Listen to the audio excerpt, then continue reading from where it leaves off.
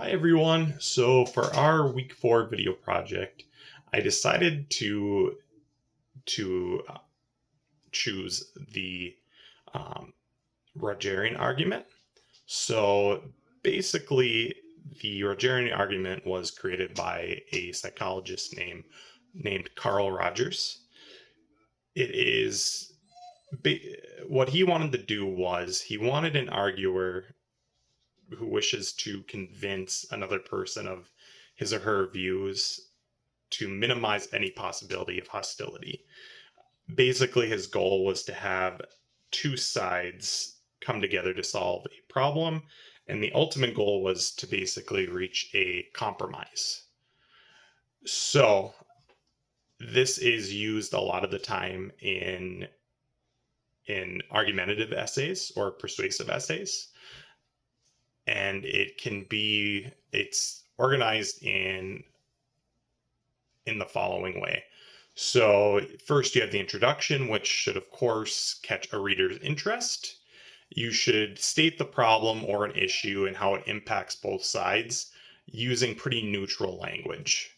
Then you have the writer or the rhetor describe opposing sides, still using the neutral language. So you want to definitely steelman the opposing side's argument that you disagree with, just so you're in pretty good faith. In the next sentence, in the next section, you're going to present your argument. So you want to be fair, but you also want to get your side across. Again, you want to use neutral language. Basically, Carl Rogers really believed in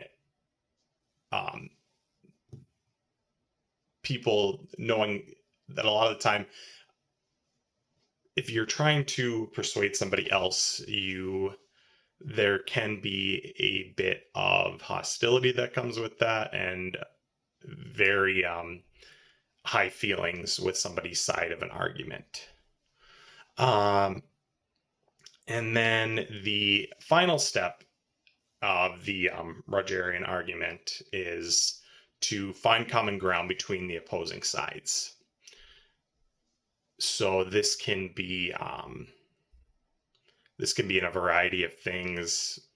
Of course, we find whenever, for example, when Congress introduces a bill, you obviously have a lot of the times both sides don't get 100% of what they want.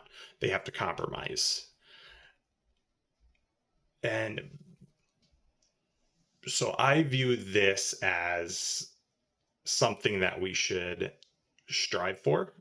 I believe that compromise is a good thing. There is obviously some situations where the Rogerian argument cannot apply to an argument. Let's just say if we applied this to slavery, for example. We know most of us believe that slavery is morally not right. And I believe most of us would feel like that. If you take a neutral side, you can't. If we believe that it is morally wrong to enslave somebody else, you can't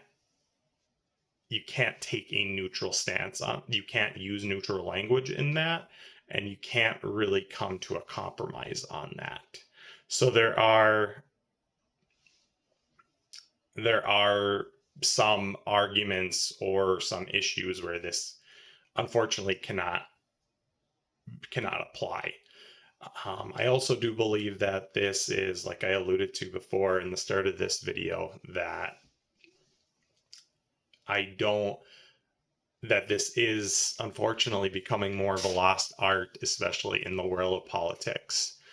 You see every day where people do not want to compromise. Our politicians, and the losers of that are unfortunately the people, us, that elect these officials. But that is, in a nutshell, what a Rogerian argument is. Thank you.